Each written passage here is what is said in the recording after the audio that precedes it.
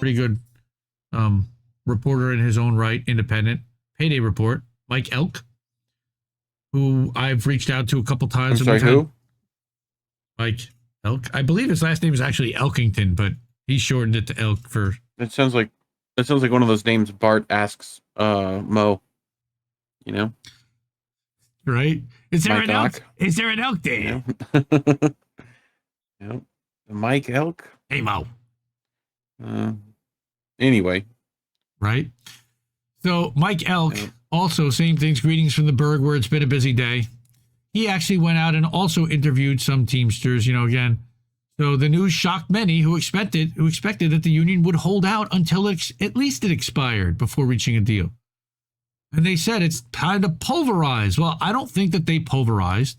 However, Biden pressured the Teamsters to settle nearly a week before the deadline to avoid any shocks that uncertainty of the funny strike how that comes would out. cause the economy. Right? Funny that. Right? Not wanting to upset the White House, Teamsters leadership agreed to a tentative contract, according to interviews with various people involved in the union. You know the thing. Let's go, Brandon, again. Go ahead, schmucks. Keep voting Democrat. Keep voting Democrat. Yep. Now, Republicans weren't going to help you either, but keep saying Democrats are better, guys. But that certainly doesn't mean it is. All right? While the agreement contains a $250 an hour raise for Teamsters drivers and $750 for Teamsters drivers with more than 5 years, right? The contract leaves over 180,000 part-timers with no path to making full-time status or wages equivalent to what full-timers earn, maintaining a subcategory of part-time precarious workers at UPS. Man, that pisses me off. Only 7,500 part-timers are going to be converted to full-time, and less than 10,000 were converted after the 97 strike. So they didn't even do as well as when they struck last time. Is there a Harry Beaver in the house? So riddle me this, Batman. How is it the best historically president of our union lifetime? Huh? How is it? Well, how is it that? Because no contract had ever gone over $20 an hour at any point, probably, would be my guess. Oh, okay. That's how he's going to... Look, spin. Right? I petitioned with TDU for a $25 wage. And here's Chicago-based UPS part-timer Peter Lysingo told Payday Report, the part-time activists I'm plugged into are furious. I feel betrayed. And it's also the full-time workers are getting fucked over here too. Like, yes, but they're going to talk about that in a second. But what they're doing again is creating a divide between the drivers. What they're going to do is they're going to push the full-timers to vote yes, the part-timers to vote no, at least a portion of them. They don't care if a portion of them vote no and are pissed off.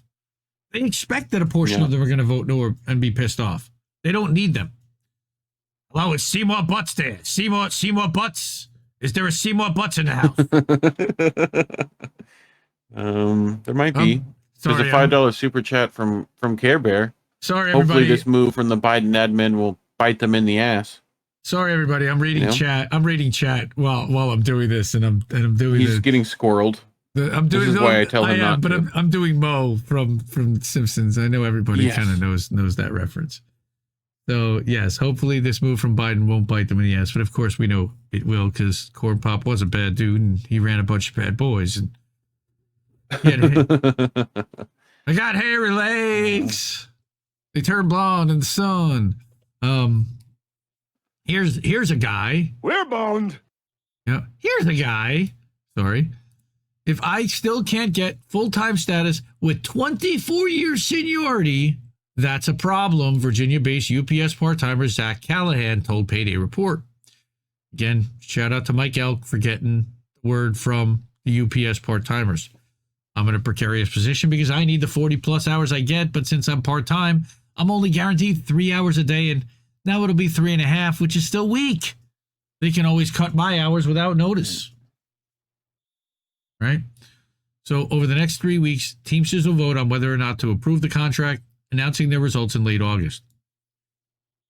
While the Teamsters hailed this as a historic victory, it's unclear if the deal will even be able to pass. Already, there is significant resistance to the contract among part-timers. However, given the big raises for many full-time workers, those workers may vote against the interests of part-timers. Stay tuned as Payday continues to cover the fight. And please support Payday Report. I like Mike a lot. Pittsburgh Independent Media. It's So, from the Berg,